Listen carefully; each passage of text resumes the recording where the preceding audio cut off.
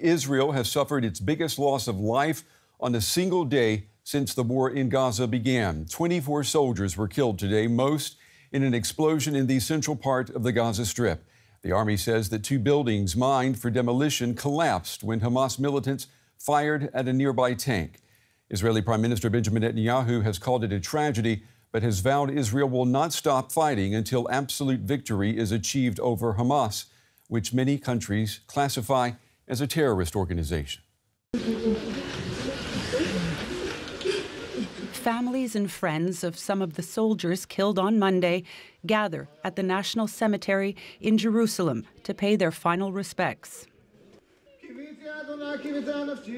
The military says an investigation is underway to determine what caused the highest single-day death toll since Israel launched its counteroffensive in Gaza. Initial reports suggest the majority, 21 reservists, were killed after a rocket-propelled grenade fired at an Israeli tank set off a secondary explosion that brought down the buildings they were in. It seems that an RPG missile was fired by terrorists at a tank that was guarding the force. In parallel, there was an explosion of 2 two-story buildings. The structures collapsed as a result of this explosion, at a time when most of the soldiers were inside them and nearby. The buildings likely exploded as a result of mines that our forces had planted inside in order to destroy the buildings and the terrorist infrastructure in the area.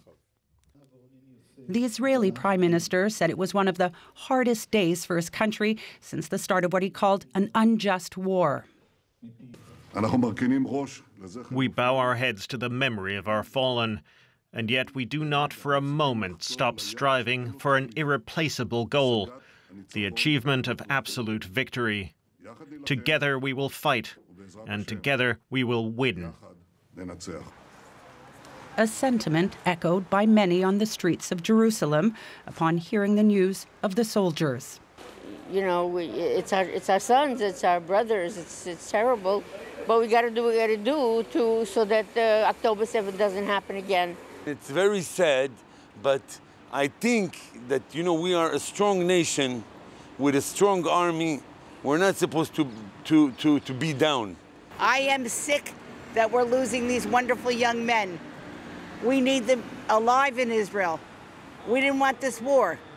We have to fight for Israel.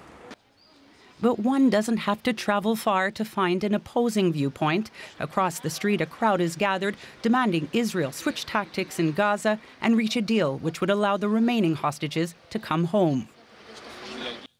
All right, let's get the latest now from our correspondent, Rebecca Ritters. She's in Jerusalem. Rebecca, tell us, how have people in Israel been reacting to news of the dead soldiers? Well, Brent, there's been shock and sadness and even anger, as you heard in that report, right across the country in the single deadliest 24-hour period for soldiers since this offensive began. The President, Isaac Herzog, said it was an unbearably difficult news to wake up to this morning. And we heard also that Prime Minister Benjamin Netanyahu has spoken out, calling it a tragedy, but vowing to push on until victory is achieved, still maintaining his line that victory will be achieved and can be achieved, that, of course, being the complete eradication of Hamas.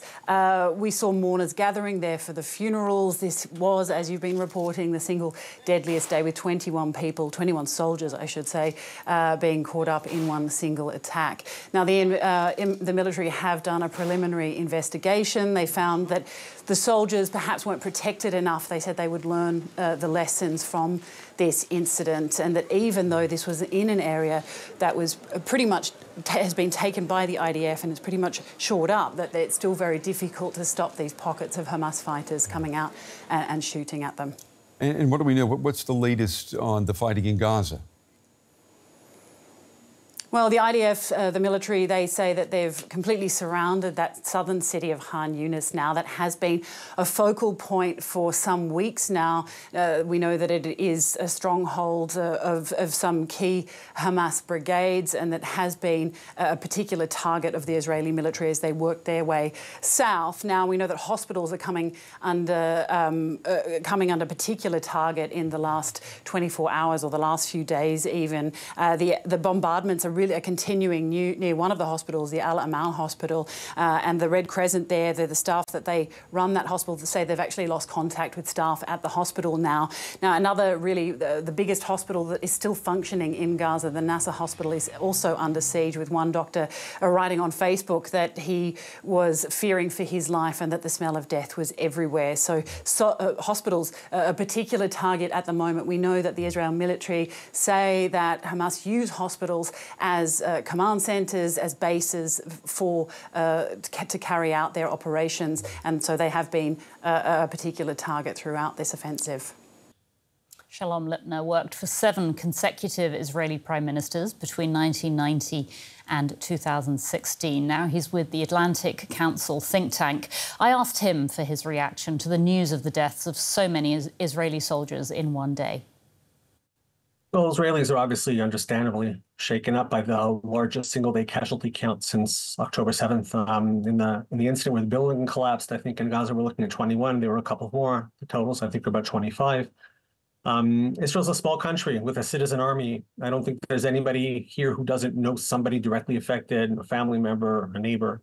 So there's obviously, a lot of consternation today. I think that's that said, there's still pretty much a broad consensus here that the campaign should continue, that obviously, the events of October 7th should never be allowed to repeat themselves. So people are pretty much determined to continue with that. What you have seen on the sidelines, I would say, though, is maybe an exacerbation of pre-existing tensions concerning maybe the best way to go about pursuing the war objectives, sort of the sequencing among them, the priorities. So, that tension is surfacing, not so much, deterring people from continuing, but lots of questions about what that might look like moving forward. Mr. Lipner, I wanted to ask you about Benjamin Netanyahu's comment that this was one of the most difficult days for Israel. And so is this likely to affect Israel's strategy in the war against Hamas? Well, again, these are questions that, they become louder, I think, after events like these. There's been an ongoing discussion between the nature of the 2 primary objectives the government has set forth to, bring about the defeat of Hamas and to also win the freedom of the release of the hostages being held in Gaza. And government's been arguing that those 2 goals are that to pursue a deal like that will be if the pressure is ratcheted up. So, those 2 things continue. At the same time, you hear a lot of voices on the other side suggesting that that those 2 goals do not actually coexist very well, and that that there should be a sequence to that, and that given the fact that the hostages have been held in captivity for over 100 days already, that goal should be put ahead of the other one, even if it requires sort of to put the pursuit of the campaign in continuing phases onto a back burner. So that's certainly on the table as well, and that's just another factor affecting the question of the intensity at which this campaign is being pursued. Mm-hmm. And here's DW correspondent Tania Krämer in Jerusalem with more on how the soldiers died.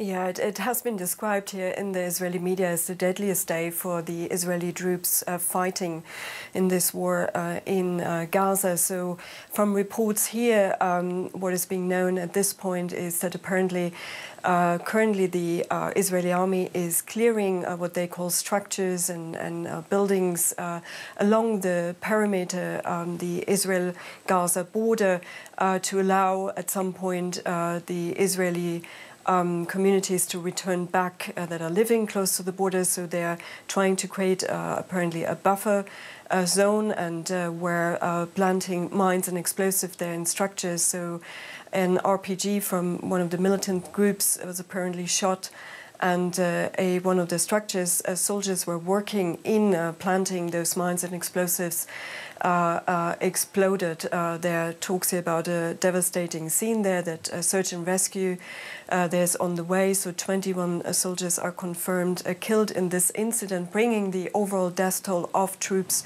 in Gaza to 219. And of course, we are seeing all kind of also reactions here from the political level pouring in, saying that this incident should be taken, that the war on Gaza needs to continue.